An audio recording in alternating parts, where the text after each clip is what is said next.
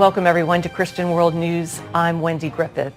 Well, after the fall of the Assad government in Syria, the region is adjusting to new realities on the ground. One area on the border with Turkey could be ground zero for a battle between Western values and Islamic ambitions. Chris Mitchell reports from Jerusalem. The main faction of Syria's rebel forces is pledging no new war. A democratic enclave in northeast Syria that's home to Kurds, Yazidis, and Christians is being attacked by a proxy army of Turkey. CBN News spoke with a Christian from northeast Syria by phone.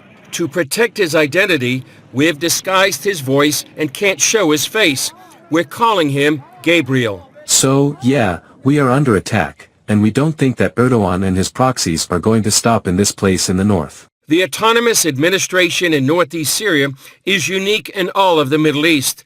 CBN News reported on this new government back in this 2019 report. It's completely new in the Middle East, and I'd say it's completely new in the whole world. Freelance journalist Carlos Zurituza has covered this new government for several years. What these people are actually doing is rebuilding themselves, starting from scratch after decades of repression by the Assad regime. So literally from day one, since 2012, since they liberated their territories, they are in the process of reconstructing civil society, integrating different components in the region, not just Kurds, it's Arabs, Armenians, Syriacs. During the war to defeat ISIS, the autonomous administration partnered with the U.S. and allied forces. They are more similar in human rights to what we believe in the West, and critically, they have freedom of religion and belief and an overrepresentation of religious minorities. So what's happened is they stand in direct opposition to these jihadi Islamist groups, HTS and NE. And so today we are seeing the SNA is being used as the militia to break down and attack northeast Syria. The autonomous administration fears the Turkish government of President Erdogan, who has stated his intention to defeat the Kurds of northeast Syria. Given the attacks by Turkish-backed forces and Erdogan's threats, the people of northeast Syria are calling out to the U.S., the West, and the Christian world for help. We call on all the Christians in the world to call their nations and brothers and sisters in their administration to make the Christian, the Kurds and Druze and all the minorities to be able to protect themselves from these kind of atrocities. Gabriel says northeast Syria is not asking for foreign troops, but for the resources to defend themselves.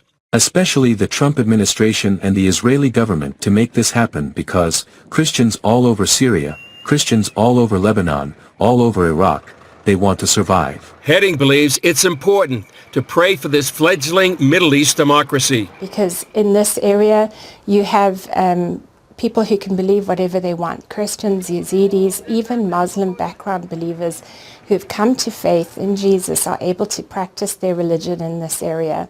So pray for northeast Syria, that it'll remain stable and that the international community would stand and back northeast Syria against these Islamist jihadis. Chris Mitchell, CBN News, Jerusalem. Thanks, Chris. And joining us now is Nadine Maenza. She's the president of the International Religious Freedom Secretariat. Nadine, you're getting reports from on the ground in this area. Tell us what's happening to these ethnic and religious minorities. Well, currently, Turkey and its Islamist militias, the Syrian National Army, or the SNA, they are attacking northeast Syria. About 80 drone strikes a day, in addition to troops. We've also seen about 100,000 Kurds, Christians, Yazidis flee from the Sheba region, which was captured by the SNA, and they committed the firsthand testimonies, all sorts of atrocities against them as they fled. Nadine, help us understand, why is Turkey attacking them? So Turkey has a problem with the Kurds in its own country, about 14 million of them, and oppresses the Kurdish population and has been having an ongoing fight with the Kurdistan Workers' Party, or the PKK, in Turkey. So he uses that as an excuse to go after northeast Syria, saying pretty much every child, woman, civilian is a terrorist in northeast Syria. And clearly he's using that as a pretext to attack, and the international community needs to stand against it. Can you describe what kind of atrocities are you hearing that are taking place there? So, right, we've heard stories. Several people confirmed actual beheadings, people being shot. There were several people that, as they fled, saw piles of bodies on the road. So we know there was some atrocities, and it's interesting because one Christian convert I spoke to actually said HT interrupted what would have been a massacre. So while HTS is overseeing really the capture and of Syria and the overthrow of Assad, we haven't seen them attacking religious minorities. If anything, they've promised protection, even if we're still nervous about the kind of government they are forming. But unlike the HTS, we've seen the Syrian National Army going after civilians, particularly religious minorities. And again, this is happening close to or on the border of Turkey. Nadine, what should the U.S. and the world community do to protect these Kurds and others that are being persecuted right now? They need to use all their levers to push Turkey to stop their attacks in northeast Syria. This place has the most remarkable religious freedom conditions in the Middle East. They've done what all of U.S. military partners should do, which is build governance to hold the ground. So what they've done is actually made a government that overrepresents religious minorities, where everyone is treated with equal human dignity, women, men, children, no matter what your ethnicity or religion.